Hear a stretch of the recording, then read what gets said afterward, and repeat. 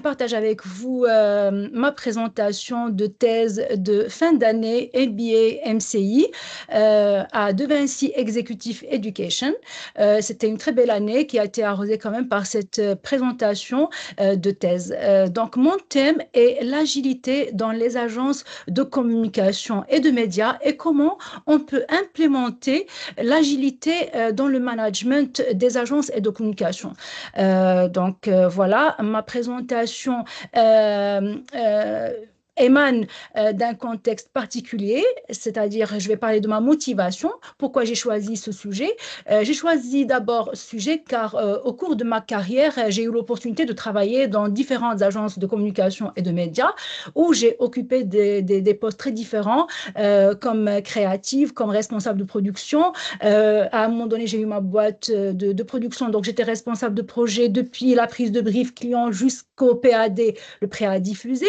Donc, cette expérience m'a permis de constater directement les forces et les limites des modèles de gestion classiques, ainsi que les défis auxquels les agences font face aujourd'hui. J'ai eu aussi la chance de passer mon stage cette année chez Publicis Media, avec qui j'ai entretenu, chez qui j'ai entretenu avec Monsieur Pascal Créfaux, qui est le directeur de mon agence, autour de l'agilité dans son agence. Et j'ai eu aussi l'opportunité d'avoir une interview avec Monsieur Jérôme Israël, qui est à la tête de Media Institute, qui a aussi partagé avec moi sa vision par rapport à l'agilité dans le monde des médias. Donc, traditionnellement, d'après mon expérience et d'après ce stage et ces échanges avec ces personnes, les agences reposent sur des structures hiérarchiques solides, bien évidemment, qui offrent un contrôle et une clarté organisationnelle. Cependant, avec les évolutions des marchés et des technologies, ce modèle montre parfois des faiblesses en termes de réactivité et d'adaptabilité, surtout avec le digital, avec les IA. Donc, du coup, il y a quand même un certain conflit entre les méthodes classiques et la cadence de l'évolution actuelle. Donc, l'agilité, de son côté, propose une approche très flexible, mieux adaptée aux besoins actuels des clients et aux dynamiques changeantes du secteur. Cela dit, l'adoption complète d'une approche agile peut être complexe pour certaines agences habituées à des méthodes, on va dire, plus traditionnelles. Donc, voilà, c'était le contexte. Après, ma thèse, elle tourne autour de trois axes. On va explorer le management actuel et classique. On va faire une introduction à l'agilité, mais qui va être axée opérationnelle. Comment on peut vraiment, au-delà des principes et des théories, comment on peut la mettre en place dans des agences de communication. Et ma proposition, qui est une proposition d'une approche hybride qui allie un peu du classique et beaucoup d'agilité dans le management des agences de communication. Donc, ma première partie, qui est le management classique dans les agences de communication et de médias, qui se repose sur, on va dire, trois axes très, très clairs. C'est la hiérarchie, voilà, la communication verticale et le processus décisionnel, on va dire, centralisé. Donc, voilà, dans le management classique des agences, ces trois aspects, chacun, de son côté, joue un rôle clé dans la structure et l'organisation de ces agences. C'est-à-dire que pour la hiérarchie claire, si on veut parler point par point, dans un modèle traditionnel, les agences sont organisées selon une hiérarchie rigide, un peu, avec différents niveaux de responsabilité, ce qui signifie que chaque personne a un rôle précis et connaît sa position dans l'organisation. Par exemple, vous avez un directeur ou chef de projet qui supervise les équipes, vous avez des responsables intermédiaires qui encadrent les opérations quotidiennes et enfin, nous avons les équipes de production ou de créa, on va dire, le studio, comme on l'appelle, qui exécutent les directives. Donc, ce type de structure assure un cadre quand même très structuré où les rôles et les responsabilités sont bien définis, ce qui minimise le risque de confusion. Cependant, cette hiérarchie rigide peut parfois limiter la prise d'initiative des équipes en bas de l'échelle. Donc, car les décisions doivent vraiment remonter au sommet et avoir un retour.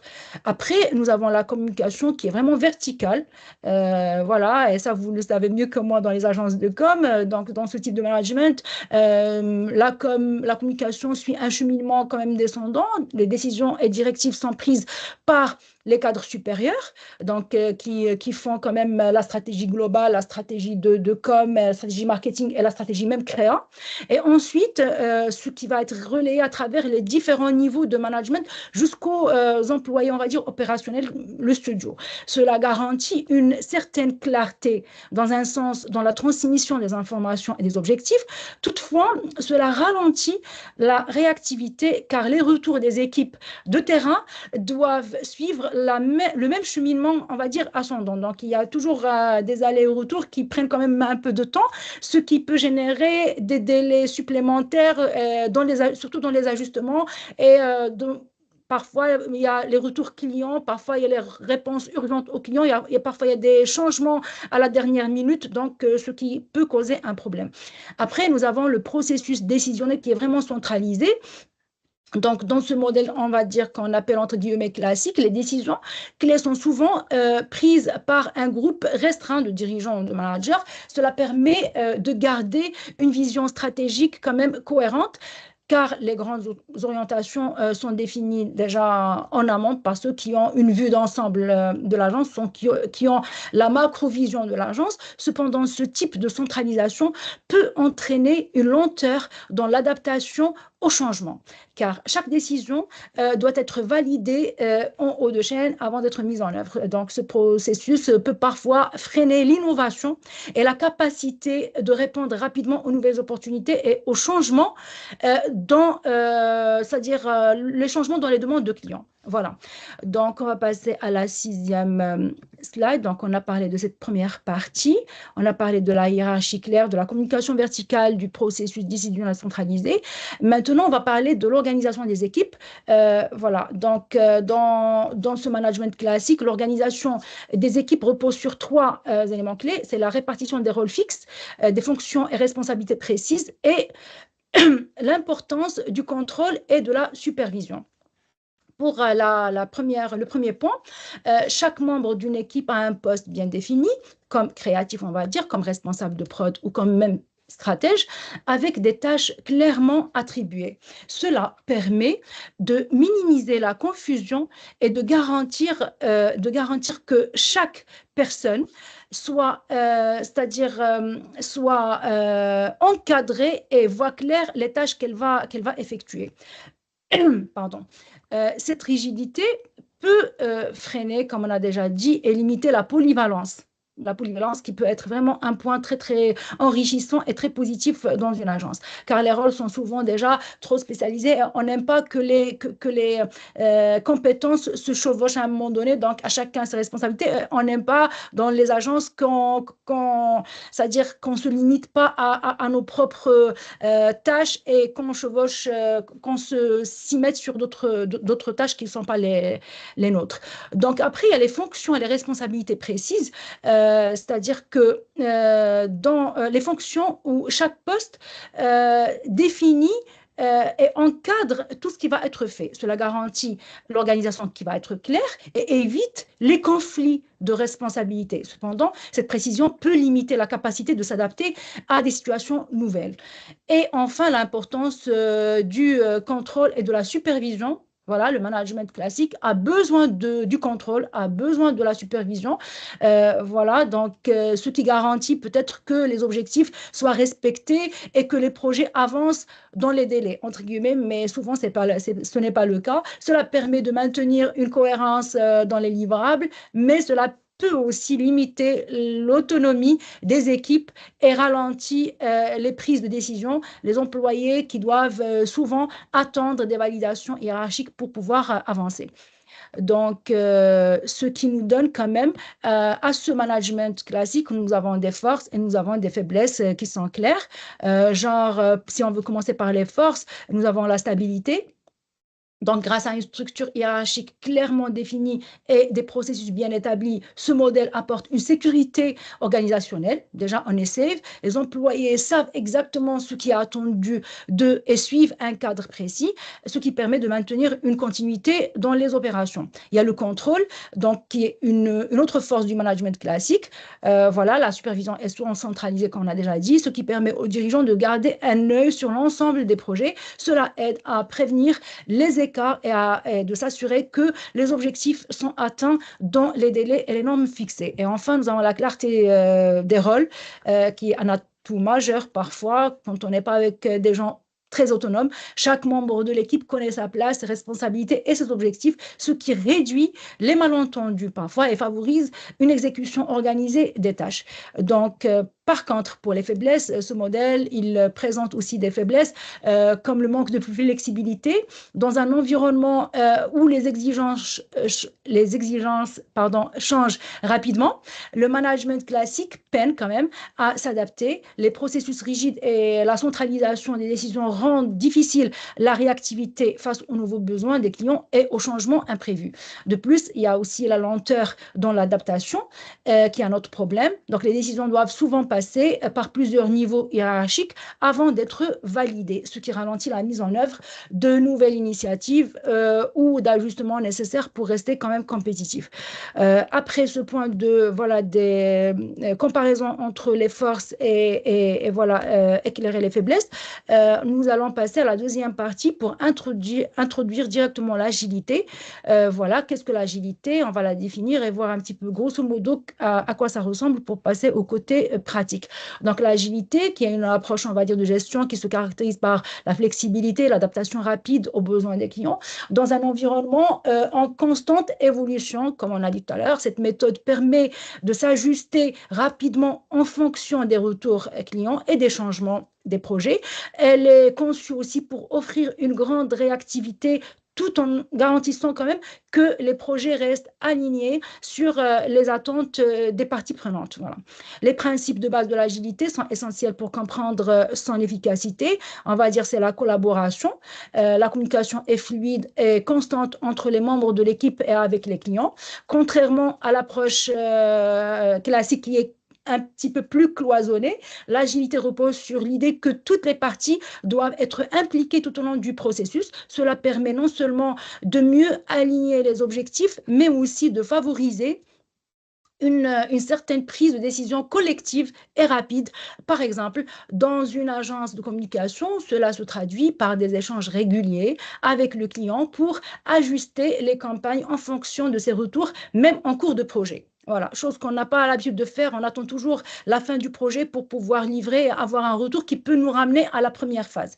La seconde, c'est-à-dire le second principe, on va dire fondamental, qui est le travail par itération. Plutôt que de livrer un projet finalisé d'un seul coup, l'agilité propose c'est-à-dire de diviser le travail en cycles courts appelés sprint ou itération. Chaque sprint produit une version fonctionnelle du projet, même partielle, qui peut être testée et validée.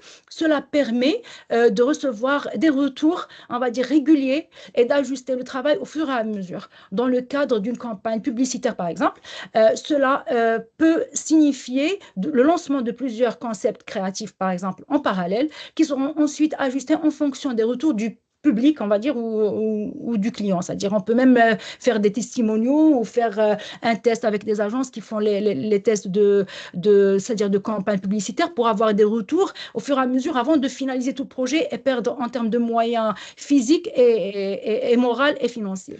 Enfin, il y a quand même l'amélioration continue. Voilà, on l'aurait compris, ce principe qui repose sur l'idée qu'après chaque itération ou sprint, il est essentiel de prendre du recul, évaluer ce qui a bien fonctionné, ce qui est peut-être amélioré.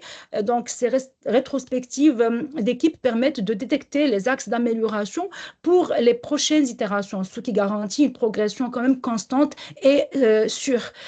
Cette démarche améliore l'efficacité de l'équipe à chaque cycle et permet d'éviter la répétition des erreurs passées. Voilà, donc on est rapidement conscient des erreurs qu'on aurait déjà effectuées.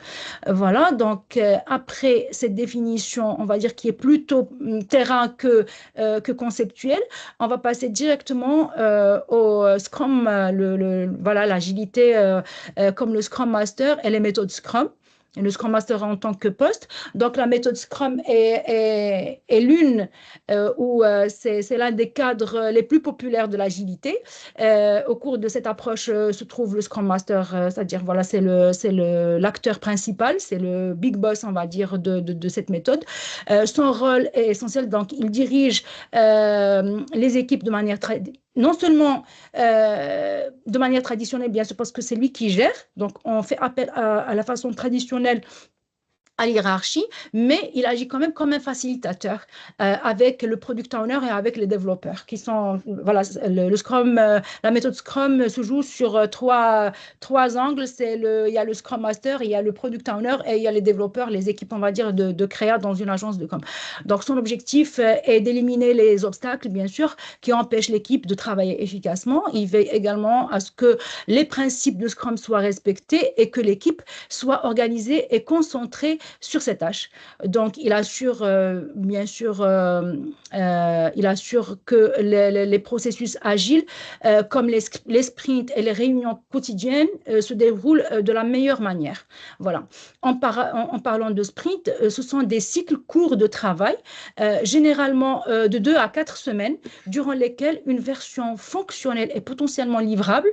Donc, elle est livrable déjà du produit, elle est développée. À la fin de chaque sprint, c'est-à-dire de 2 à 4 semaines, l'équipe présente ce qu'elle a pu accomplir, permettant ainsi de recevoir des retours rapides et d'apporter des ajustements pour les sprints suivants. Il y a aussi l'un des piliers de la méthode Scrum, c'est le backlog qui est une liste voilà, priorisée de toutes les tâches et fonctionnalités à réaliser. Il est constamment mis à jour et sert de référence pour définir les objectifs de chaque sprint. Ce backlog est géré par le product owner, comme on l'a dit tout à l'heure, mais l'équipe peut aussi contribuer à sa réorganisation en fonction des priorités. Après, il y a les réunions quotidiennes qui s'appellent des stand-up. Ce sont des points très rapides, souvent limités à 15 minutes, où chaque membre de l'équipe fait un bilan de son travail, ce qu'il a accompli, ce qu'il va faire et ce qu'il rencontre comme obstacle ou comme problématique. Ces réunions-là favorisent la transparence et permettent de corriger immédiatement les éventuels, on va dire, blocages. Voilà. Les bénéfices de cette méthode Scrum sont vraiment nombreux. Par exemple, grâce au sprint, l'équipe livre des versions du produit de manière fréquente, ce qui permet d'accélérer le processus de feedback et d'améliorer continuellement le projet. De plus, les itérations rapides permettent de s'adapter aux changements de manière plus fluide, garantissant que le projet reste aligné sur les besoins du client. Donc, après cette vue d'ensemble par rapport à la méthode Scrum, on va passer à la méthode Kanban. Donc, j'ai parlé de la méthode Scrum, on va parler de la méthode Kanban, après on va parler de la méthode Lean et on va essayer de composer la meilleure méthode qui peut s'adapter au monde des agences de communication et de médias, vu que c'est le monde dans lequel j'évolue.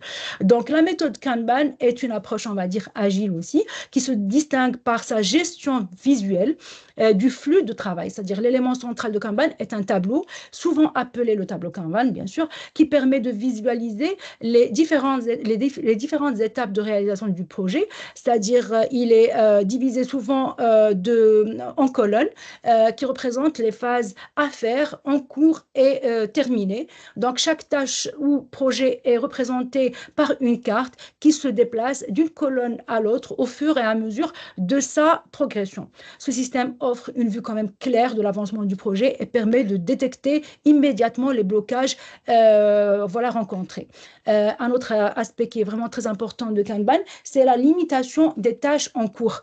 Voilà, cette approche consiste à limiter le nombre de tâches qu'une équipe peut entreprendre simultanément, afin d'éviter la surcharge de travail et de garantir que les projets en cours sont finalisés afin d'entamer de nouveaux projets. Donc voilà, et enfin, il y a quand même dans cette méthode Kanban, il y a une amélioration continue qu'on ressent rapidement, qui est un principe quand même fondamental. dans cette approche. L'objectif est de rendre le processus de travail fluide, efficace au fil du temps, on va dire. Donc, l'équipe est encouragée à analyser régulièrement les performances et à identifier les points à améliorer. Par exemple, on va dire, si une tâche reste bloquée à une étape trop longtemps, cela indique un problème qui doit être résolu pour optimiser le flux de travail. Voilà, les bénéfices de Kanban sont nombreux. Il permet une gestion plus transparente. Il permet une meilleure répartition de la charge de travail. Il permet une optimisation continue des processus. Cela garantit que l'équipe reste alignée sur les objectifs, on va dire, généraux, tout en améliorant constamment les méthodes de travail. Et à la fin, il y a la méthode Lean. Ça fait partie quand même, ces trois méthodes sont les plus, on va dire, connues. Cette méthode Lean, qui est une approche de gestion, on va dire, qui vise principalement à l'optimisation, c'est-à-dire elle prend comme cœur de réflexion l'optimisation des processus. Donc, l'objectif est de rendre chaque étape du travail plus efficace. Elle améliore continuellement les méthodes en réduisant les délais. Pour cela, Lean s'attache à analyser en détail des flux de travail, à identifier les inefficacités et à les éliminer. Par exemple, dans une agence de communication, il peut s'agir de réduire les allers-retours inutiles entre les équipes créatives, et ça, on le vit très, très souvent avec des emails interminables entre l'équipe commerciale et l'équipe créa, et entre les équipes créatives, comme j'ai dit, et de production pour accélérer la livraison des projets. Donc, un autre principe fondamental de Lean, c'est la réduction du gaspillage. Donc, le gaspillage dans tous les sens. Donc, le gaspillage fait référence à tout ce qui n'apporte pas de valeur ajoutée au projet. Cela peut inclure des tâches inutiles, des mails inutiles, des étapes redondantes, des attentes prolongées ou encore des ressources mal utilisées, que ce soit financières ou humaines. Donc, l'objectif est de minimiser ces pertes pour que chaque action contribue réellement et directement à la réalisation du projet et à la satisfaction du client. Ce qui peut vraiment permettre aussi un bénéfice dans le budget à la fin. Dans une agence, cela pourrait se traduire par une gestion plus agile des ressources humaines ou par la réduction des temps morts entre les différentes phases d'un projet. Et il y a aussi un autre principe de Lean qui est vraiment très important pour les agences médias et communication, c'est le focus sur la valeur pour le client. Non seulement que pour l'agence, mais aussi pour le client. Tout ce qui est produit doit être orienté vers la création de valeur, c'est-à-dire répondre aux attentes et aux besoins du client de la manière la plus efficiente possible. Il s'agit de livrer les résultats attendus, mais des résultats de qualité en utilisant le moins possible de ressources dans tous les sens. Donc, dans le cadre d'une campagne publicitaire, cela peut consister à se concentrer uniquement sur les éléments créatifs et stratégiques qui ont un réel impact sur le public cible, par exemple, tout en éliminant, par exemple, les actions superflues. Donc, les bénéfices de la méthode Lean sont nombreux, comme on vient de voir. Elle permet d'accroître la productivité, de réduire les coûts et d'assurer que chaque étape du processus apporte une vraie valeur, une valeur réelle au client. Voilà, donc ça, c'est la méthode Lean. Pour la comparaison, on va faire une petite comparaison des méthodes agiles et peut-être voir est-ce qu'il y a des combinaisons possibles qui peuvent créer une nouvelle façon, un nouveau management efficace pour les agences de com. Donc, les méthodes agiles, on va dire les plus populaires, comme on vient de voir, c'est le Scrum, Kanban et Lean, qui ont chacune des particularités qui les rendent adaptés à des contextes vraiment spécifiques. Donc, Scrum, idéal pour les projets complexes qui nécessitent une livraison, c'est-à-dire immédiate, qui fonctionne par sprint, comme on a vu, des cycles courts, livrer des versions, on va dire, fonctionnelles, et les équipes sont plutôt auto-organisées. Voilà. Kanban, il est davantage axé sur la gestion continue du flux du travail. il n'a pas de sprint, il n'a pas de sprint à suivre comme sur Scrum, mais il y a un tableau, comme on a dit tout à l'heure, visuel qui fait quand même ce qui a été fait, ce qu'il y a à faire et ce qui est en attente. Chaque tâche, elle doit passer par différentes étapes, comme on a déjà expliqué, mais pour Lean, la troisième partie, pour voir in fine c'est quoi la combinaison la plus optimale, Lean, il met l'accent sur l'efficacité des processus et la réduction du gaspillage.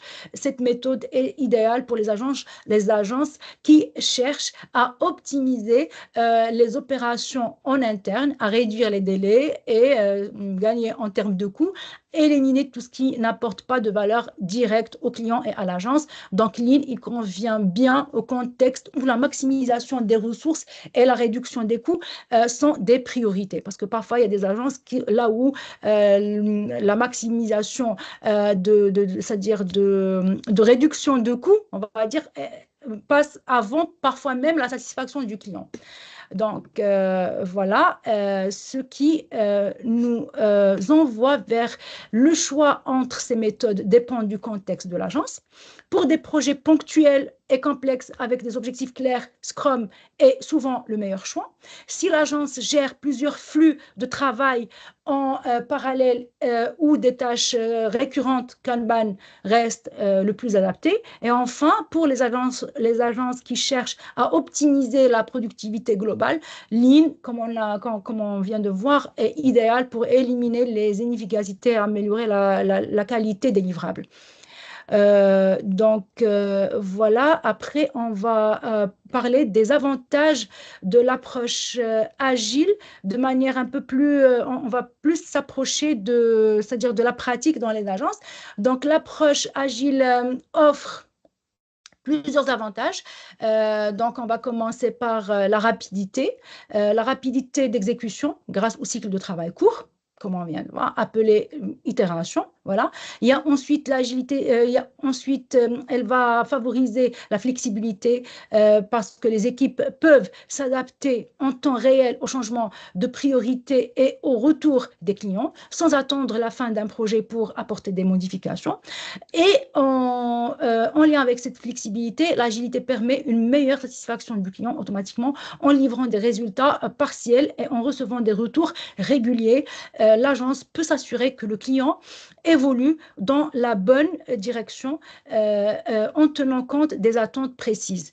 Voilà. Cela permet de corriger rapidement les écarts et de s'assurer que le livrable final correspond parfaitement aux attentes, même si on n'atteint jamais ce point. Donc, l'agilité, enfin, elle permet une adaptation aux besoins changeants du marché des médias, bien sûr, et des médias, on va dire. Ce secteur qui évolue vraiment rapidement avec tout ce qui se passe aujourd'hui avec le digital et avec les IA. Donc, on a vraiment besoin d'une méthode de management plus adaptée et plus réactive et plus facile et plus efficace et plus rapide surtout. Voilà, en s'adaptant aux tendances, les technologies, les plateformes. Donc, le monde bouge d'une manière très, très rapide et il faut vraiment suivre cette rapidité et l'agilité, ne pas la garder dans une c'est-à-dire case de philosophie. Il faut vraiment la mettre en pratique. Il faut vraiment tirer le maximum. C'est vrai que c'est un mindset. C'est vrai que l'agilité, c'est plutôt les soft skills plus que les hard skills, mais c'est aussi une mise en action rapide et efficace. Donc, l'approche agile, in fine, permet aux agences de rester compétitives en s'adaptant rapidement à tous les changements du marché, tout en répondant aux demandes fluctuantes des clients et bien sûr du marché en général. Voilà. Après, on va passer à la troisième partie, qui est ma suggestion, on va dire, ma suggestion qui est une approche hybride dans les agences de communication et médias. Après ce tour d'horizon par rapport à comment ça se passe, c'est-à-dire de manière classique, et à quoi consiste l'agilité, dans ma réflexion, j'ai pensé à opter pour une méthode hybride qui allie le meilleur des méthodes classiques, parce que dans les agences de communication et médias, il y a des éléments qui ne se détachent pas facilement du management classique. et pour certaines tâches ou certains projets, opter pour le meilleur de l'agilité, c'est-à-dire en favorisant soit Scrum, soit Kanban, soit Lean, selon le projet, selon la campagne, selon le client et selon quand même le support média qu'on va utiliser. Donc, l'approche, c'est-à-dire l'adaptation ou l'approche hybride combine les forces du management classique et de l'agilité, ce qui les rend particulièrement adaptés aux agences. Cette combinaison des forces des deux modèles permet de tirer parti de la flexibilité et de l'adaptation de l'agilité tout en conservant le contrôle, parce que le meilleur atout de management classique, c'est le contrôle, et parfois on a besoin de ce contrôle pour faire marcher les choses. Donc la prévisibilité et la rigueur apportées par la structure classique. Par exemple, les processus décisionnels peuvent rester centralisés pour des questions stratégiques, tandis que les équipes opérationnelles, on va dire la créa ou la production, fonctionnent en mode agile pour exécuter les tâches avec rapidité et innovation. Donc, la nécessité de conserver certaines structures classiques est cruciale pour garantir la stabilité dans les environnements complexes.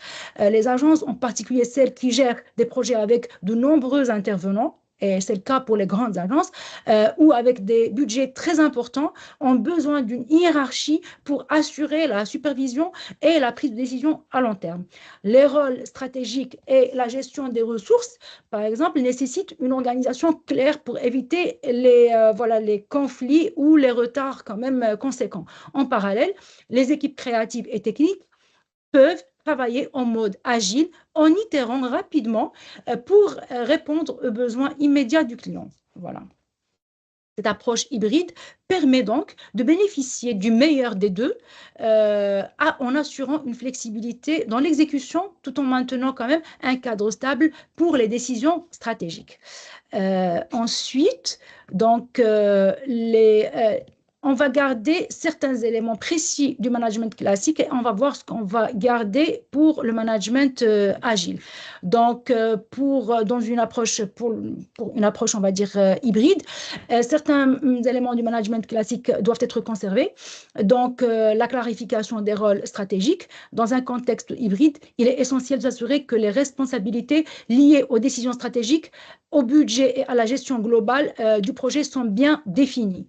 Donc, cela ne permet pas une grande marge d'erreur. Cela permet d'éviter les zones floues. Voilà, il faut éviter les zones floues c'est-à-dire à qui va prendre la décision de quoi et surtout les décisions importantes, surtout lorsque plusieurs équipes ou départements sont impliqués. Dans ce cas-là, ça devient vraiment difficile de suivre une méthode agile à 100% parce qu'il y a quand même plusieurs départements et parfois même éparpillés dans le monde qui vont collaborer pour donner naissance à un projet. Donc, dans ce cas-là, c'est la méthode classique qui va fonctionner. Un autre aspect quand même clé qui est le processus de prise de décision pour les projets complexes, c'est-à-dire même avec une approche agile, il est important de maintenir des procédures claires. Voilà, c'est des procédures, ce que n'aiment pas souvent, surtout les équipes créa dans une agence, ils n'aiment pas quand même être procédural, mais ça peut quand même mener à bon escient les projets qui nécessitent une grande coordination. Dans ces cas, par exemple, une prise de décision centralisée et structurée garantit que les décisions cruciales sont prises de manière éclairée en tenant compte des priorités à long terme. Surtout, parfois, il y a des projets quand même qui sont sur plusieurs mois ou même sur plusieurs années, on va dire sur 2-3 années pour accomplir toute la stratégie à long terme. Donc, des contraintes financières et des risques associés au projet aussi, ils peuvent être limités. Cette centralisation permet d'éviter les erreurs coûteuses, surtout lorsque les projets impliquent de nombreux acteurs et des enjeux élevés. Et enfin, il est indispensable de conserver les structures organisationnelles bien définies pour les grandes équipes. Dans les agences de com où plusieurs équipes, même multidisciplinaires, doivent souvent collaborer, il est vital d'avoir une organisation hiérarchique claire pour coordonner les efforts. Donc, voilà, conserver ces éléments permet d'éviter le chaos organisationnel dans une grande structure avec des challenges et des défis énormes, avec de grands budgets. Donc, cela permet d'éviter le chaos organisationnel et d'assurer que les opérations restent fluides, même lorsque les méthodes agiles sont adopter. Voilà, ça, c'est les choses à retenir du management classique. Après, on va voir qu'est-ce qu'on peut intégrer et comment les principes agiles. Donc, l'intégration des principes agiles, après tout ce qu'on a dit, dans une agence de communication et de médias, évidemment, doit être réfléchie en fonction des spécificités des tâches et des objectifs à atteindre. C'est-à-dire, par exemple, le Scrum est particulièrement adapté à la gestion de campagnes, on va dire, courtes, grâce à sa structure en sprint. Voilà, donc il permet de décomposer une campagne en plusieurs étapes générales et mesurables pour des périodes de 2 à 4 semaines. Cela permet à l'équipe d'avancer rapidement tout en effectuant des ajustements au fur et à mesure, en fonction bien sûr des retours du client et peut-être les imprévus qui peuvent arriver. La clarté apportée par Scrum dans la gestion des priorités et des tâches quotidiennes est essentielle pour livrer des campagnes quand même dans les délais serrés, souvent serrés, tout en garantissant une qualité constante. Ensuite, il y a la méthode Kanban qui est idéale pour gérer les flux de contenu, le contenu surtout, de manière continue dans les agences où la création de contenu, on va dire, est souvent un processus régulier et non ponctuel. Donc, Kanban permet de visualiser clairement le flux du travail en temps réel grâce à son tableau. Chaque tâche, qu'il s'agisse de la création, de l'approbation ou de la publication même, est suivie et optimisée pour éviter les problématiques rencontrées. Cette approche, elle limite le nombre de tâches en cours, évitant la surcharge des équipes tout en assurant une gestion fluide et constante des livrables. Et enfin, ce qu'on garde de Lean, c'est peut-être l'intégrer pour optimiser la production créative. Donc là, on passe à la production. Donc Lean vise à éliminer tout ce qui n'apporte pas de valeur directe au client, comme les allers-retours inutiles, les processus répétitifs ou les tâches, on va dire, redondantes. Il identifie les gaspillages, il les élimine, surtout les gaspillages dans le flux de production créative. Donc, il permet de réduire les délais, améliorer l'efficacité tout en augmentant la qualité des livrables. Cette optimisation garantit une utilisation optimale des ressources tout en maximisant l'impact créatif. Donc, en intégrant ces 3 principes agiles de manière ciblée, réfléchie, et bien sûr, il faut vraiment de la bonne gestion pour pouvoir dispatcher où on peut mettre la gestion classique et où on peut placer les méthodes agiles. Donc, les agences peuvent gagner en efficacité, en réactivité, en proactivité même. C'est ça le but, in fine, c'est d'être plutôt proactif que réactif, tout en s'adaptant aux besoins spécifiques de chaque projet et de chaque client. Ce qui change d'un client à l'autre, on n'a jamais la même méthode de gestion. Voilà, c'est un petit visuel qui montre un petit peu quand même l'équivalence entre le volume de Scrum, Kanban et Lean. Et à la fin de ma thèse, c'est-à-dire pour parler de cette approche hybride, cette approche, elle offre le meilleur des 2 mondes. Elle combine les avantages du management classique et des méthodes agiles.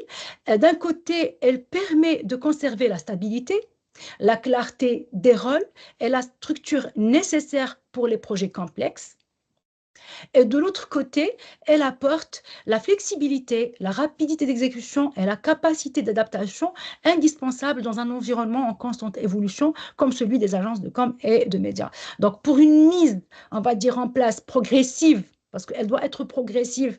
Voilà, d'après d'ailleurs mes interviews avec de grands managers sur la place par rapport à c'est-à-dire l'implémentation des méthodes agiles, ils n'ont pas du mal, mais ils sont souvent attachés à la méthode classique. On trouve souvent les managers qui sont toujours attachés à la méthode classique et dans ce cas-là, il faut vraiment parler d'une mise en place très progressive. Il est essentiel de commencer par identifier les projets où les départements où l'agilité peut avoir un impact immédiat. Par exemple, les équipes créatives ou les équipes de production, ils peuvent adopter le Scrum ou Kanban pour les projets courts où, c'est-à-dire où les flux arrivent de manière continue. En parallèle, les départements plus stratégiques, on va dire la prise de décision, la macro-vision de la boîte, elle peut maintenir une structure classique tout en adoptant des éléments agiles progressivement. Il s'agit d'introduire des sprints pour les équipes créa tout en gardant un cadre décisionnel centralisé. Donc, la mise en place d'itérations suivies de rétrospectives permettra de mesurer les bénéfices de cette hybridation tout en effectuant quand même des ajustements au fil du temps. Donc, par contre, il est important d'anticiper certains challenges, certains défis dans l'adoption c'est-à-dire d'un modèle hybride. L'un des principaux défis est de maintenir un équilibre entre flexibilité et contrôle, chose qui n'est pas facile à faire sur le terrain. Par exemple, les équipes doivent être suffisamment autonomes pour profiter des avantages agiles, mais des mécanismes de supervision doivent rester en place pour garantir quand même la cohérence stratégique. De plus, un autre défi réside dans la formation. Donc, il faut vraiment c'est-à-dire faire passer aux équipes des formations de manière continue pour, c'est-à-dire s'imprégner de ces méthodes agiles. Donc, ces formations doivent quand même doivent apprendre aux équipes à jongler entre deux approches. Donc, il faut vraiment être face à des gens qui ont une certaine maturité professionnelle pour être habilités à prendre la décision de jongler entre une méthode classique et une méthode agile, ce qui nécessite quand même un accompagnement et une gestion de changement assez quand même soigneuse.